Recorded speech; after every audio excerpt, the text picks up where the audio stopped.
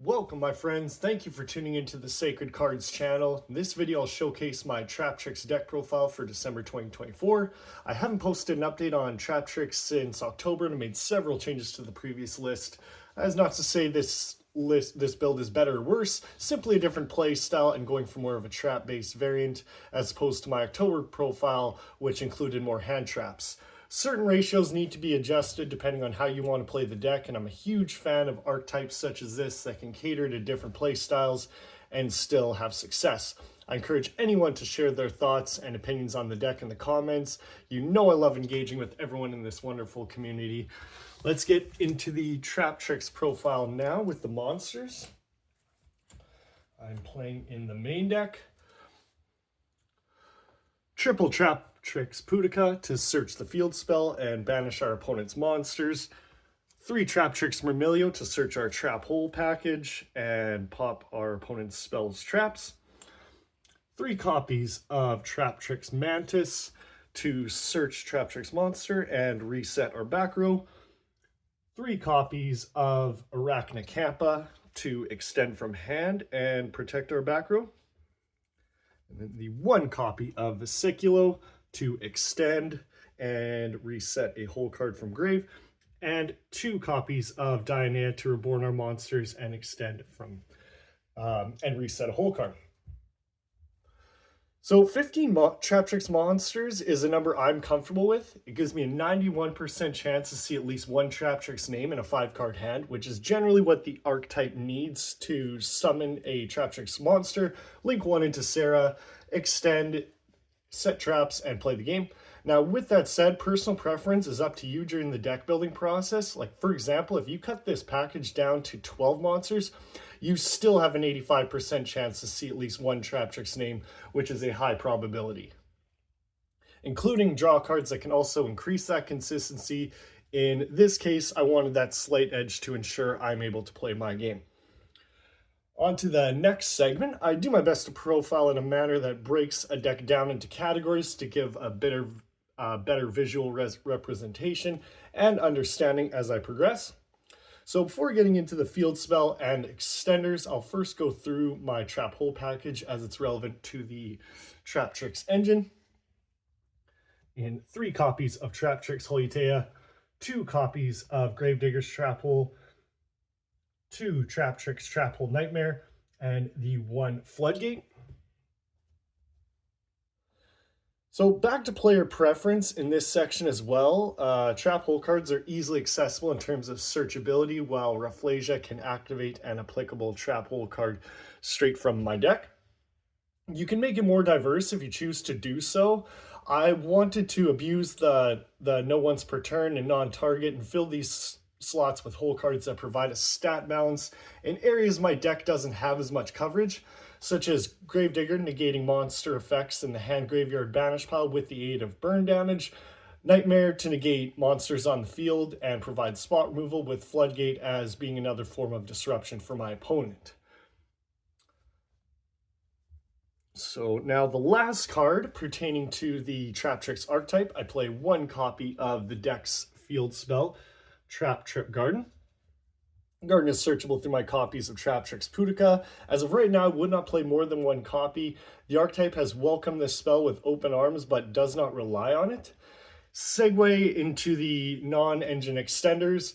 Final main deck monster, slotting in 2 copies of Parallel Exceed, and subbing the 3rd for 1 copy of Phantom Knights of Shade Brigandine.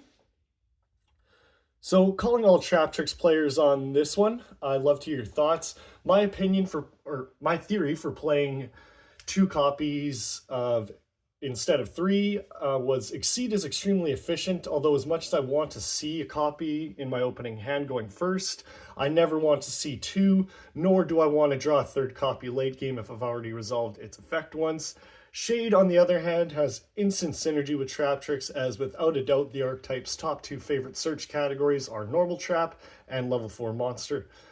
Much like Exceed, if I'm able to activate Shade, I'm able to activate Shade turn 1 if I have no traps in my grave. Being a normal trap, I'm able to trigger Sarah's effect search, while providing another level 4 monster on the field, allowing for my Exceed summon.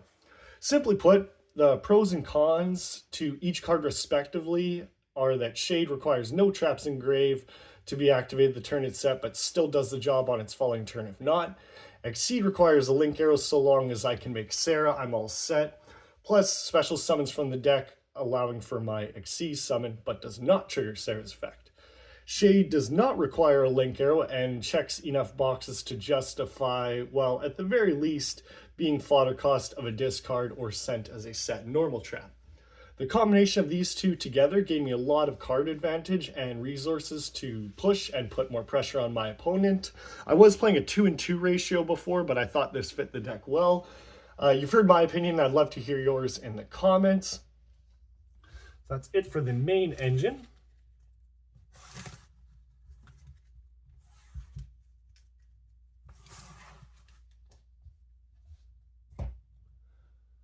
Now, filling out the last slots of my main deck with 3 copies of Infinite Impermanence, 3 copies of Evenly Matched.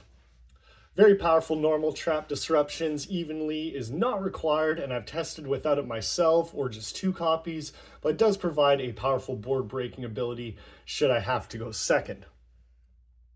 Have fun with the last 7 slots here, as I'm taking a break from hand traps and giving my personal tech choices in 3 copies of Lost Wind and 3 copies of Compulsory Evacuation Device. You all know I love a non-once per turn card, giving the Traptrix everything they need to succeed. Lost Wind is low-key so good, and I enjoy the simple control-based strategy pertaining to this build. I'm having a blast these days messing around with fun cards that provide gas to the archetype. Finally squeezing in 1 copy of Called by the Grave as a powerful going first or second option, wrapping up a 40 card main deck profile.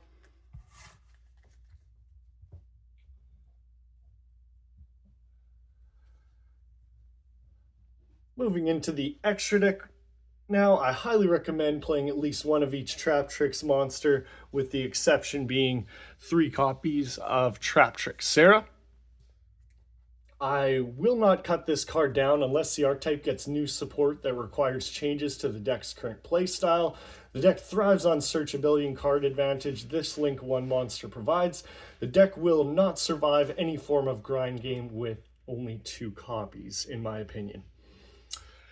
I'm also running 1 copy of Traptrix Cularia and the 1 Traptrix Adipus.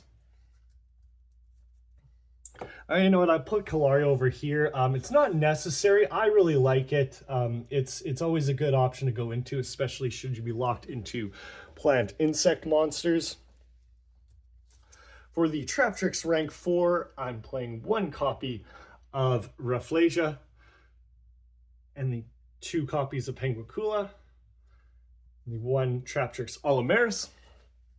The deck doesn't require 2 copies of Penguicula, but I like a second for its search effect and follow up with its high attack stat. Again, especially if I happen to get locked into plant insects because I need to extend with Kampa's effect.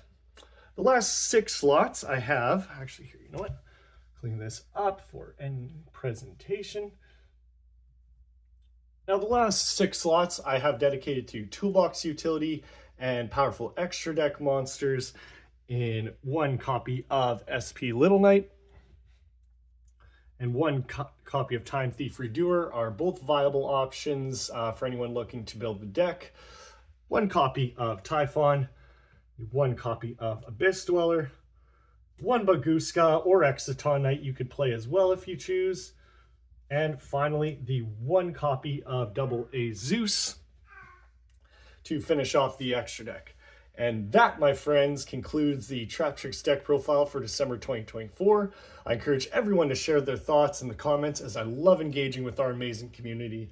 Be sure to like the video if you did, share with those you know, hit subscribe and get notified for more content. Thank you for the love and support by tuning into Sacred Cards. Make the best of your own Yu-Gi-Oh! Experience. Be creative. Have fun.